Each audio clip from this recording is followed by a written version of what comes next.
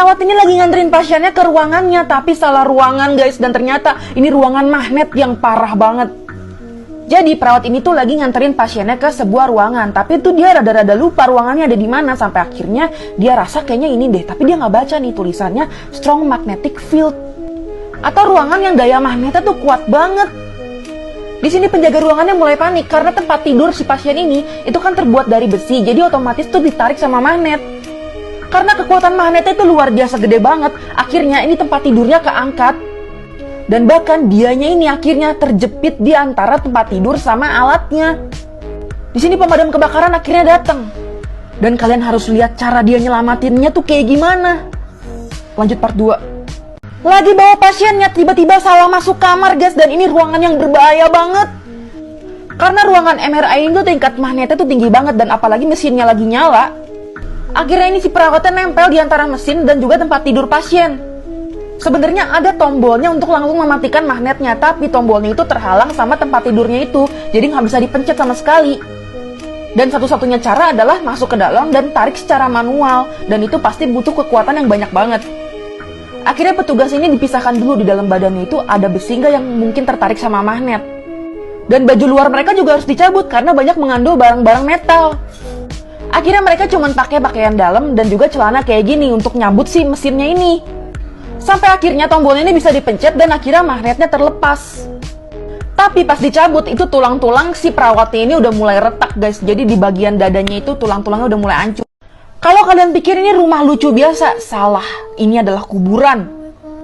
Di dalam sini ada kuburan seorang anak kecil berusia hampir 5 tahun, yaitu Little Nadine Earls, yang meninggal di tahun 1933 akibat pneumonia. Jadi untuk hadiah Natal, Nadine itu meminta ke papanya untuk dibikinin rumah-rumahan boneka. Tapi belum beres rumah-rumahan itu dibuat, 1 minggu sebelum Natal, Nadine keburu meninggal. Akibatnya rumah-rumahan boneka yang tadinya rencananya pengen dijadiin tempat main, akhirnya dijadiin tempat kuburannya si Nadine ini. Di dalamnya akhirnya diisi boneka-boneka kesayangan yang biasa dimainin sama Nadine pas masih hidup. Ada keranjang bayi, ada foto, ada boneka-boneka. Dan di depan rumah-rumahan boneka itu ada kuburan mamahnya sama papahnya yang ditaruh di depan sini. Dan kalau kalian mau datang, letaknya itu ada di Alabama, Amerika Serikat. Dan gak sedikit juga orang-orang dari penjuru dunia tuh datang ke sini untuk ngeliat. Mobil ini udah hilang selama 27 tahun dan akhirnya ditemuin di dasar danau, dan pas dilihat isinya serem banget guys. Jadi anak umur 13 tahun ini yang namanya Max Wawrinka, orang tuanya itu punya penginapan di pinggir danau. Danaunya itu letaknya di British Columbia Griffin. Suatu hari pas dia keliling-liling danau, dia nggak sengaja ngeliat ada bayangan mobil dari atas permukaannya. Dia rekam dong pakai GoPro dan ternyata itu adalah mobil kepunyaan si ibu ini. Ini adalah mobil Janet Ferris yang menghilang di tahun 1992. Janet diketahui adalah seorang nenek-nenek yang waktu itu sedang mengendarai mobilnya dan pulang dari pernikahan keponakannya dan tiba-tiba menghilang. Polisi itu udah nyari di seluruh penjuru kota, tapi nggak ketemu juga, bahkan udah pakai helikopter. Dan akhirnya setelah 27 tahun, semuanya itu terekam di kamera GoPro-nya si Max Wawrinka ini.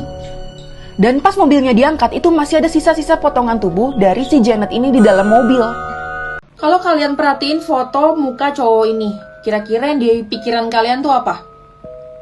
Inosen, baik-baik aja, atau serem? Kalau serem bener karena dia udah ngelakuin tindakan kriminal yang emang bener-bener gak terpuji dan nyeremin banget.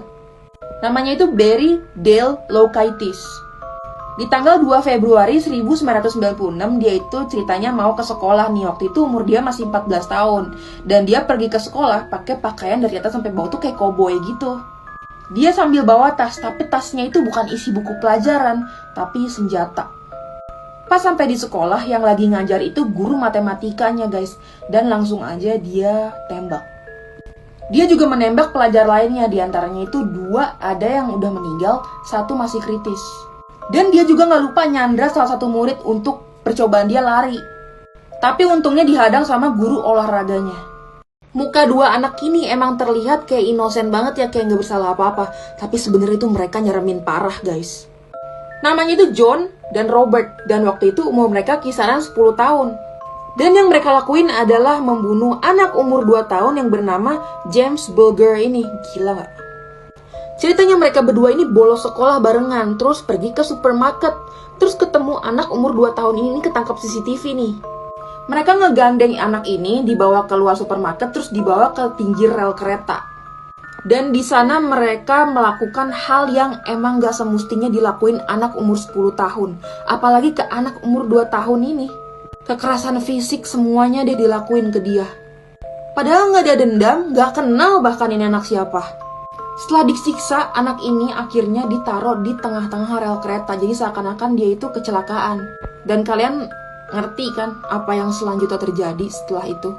Guys, kalau kalian lihat video dan foto di atas tuh kayak biasa aja kan, kayak adik kakak lucu yang kayak main bareng, tapi aslinya bikin gua merinding. Parah. Laki-laki ini namanya Paris Bennett dan dia didiagnosa psikopat sejak dia kecil. Dan di umur 13 tahun, dia membunuh adiknya sendiri yang perempuan ini. Dan waktu itu adiknya masih umur 4 tahun. Dia punya IQ 140 guys, di atas rata-rata. Dan waktu itu dia nipu kayak babysitternya gitu untuk suruh dia pulang dari rumah. Dan pas dia nyuruh babysitternya dari rumah itu untuk pulang, dia melakukan tindakan ini ke adiknya. Yang bikin gue serem adalah, jadi setelah dia melakukan tindakan itu ke adiknya, dia itu nelpon 911 kan untuk minta bantuan, pura-pura minta bantuan gitu. 911 nyuruh dia untuk pencet dadanya kayak CPR gitu, untuk ngelakuin 1, 2, 3 gitu. Dia ngelakuin itu sambil bilang 1, 2, 3. Tapi dia itu pura-pura ngomong karena dia pas nelpon itu beda ruangan sama adiknya, jadi pura-pura. Guys, kalian yang suka jalan-jalan ke puncak, hati-hati ada modus penipuan baru kayak gini. Sebenarnya ini dibilang baru juga enggak, cuman akhir-akhir ini itu muncul lagi. Jadi salah satu akun Facebook yang namanya ENK tuh dia nge-share tentang pengalaman dia ke puncak dan ditipu kayak gini. Jadi dia ngendarain mobil Innova dan itu kata dia keluarannya baru, tapi tiba-tiba pas lagi tanjakan Cisarua, itu dari dalam mobilnya itu kecium bau mesin yang gak enak banget, kayak kopling kebakar gitu. Dan dia langsung turun dong dari mobilnya dan keluar kayak ngepul asap gitu, ternyata emang bener. Dan pas dia cek keluar mobil, dia lihat nih di mobil ban depannya itu kayak disiramin oli bekas.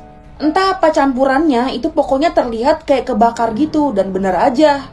Beberapa menit kemudian ada orang-orang yang nyamperin dia dari pinggiran jalan gitu yang tiba-tiba katanya ngaku dia montir. Langsung aja untungnya dia ngerti dan dia tolak kayak gituan. Karena sebenarnya kalau kalian diemin aja ini bakal hilang baunya dan emang gak ada apa-apa. Guys, kalian pernah gak ngeliat muka yang mirip kayak gini? Entah di rumah kalian, di kisaran kalian, pokoknya mirip kayak gini. Kalau pernah atau kalau ada, itu wajar. Karena muka-muka kayak gini adalah muka yang paling umum di dunia. Jadi di tahun 2011 National Geographic tuh pernah kayak ngadain penelitian gitu.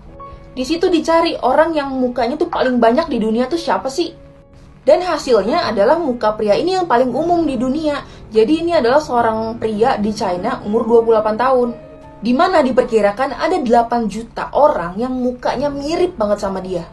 Jadi ini sebenarnya adalah gabungan dari 190.000 foto dari Chinese Academy of Science. Kalau ini seluruh dunia, ada per negara nih.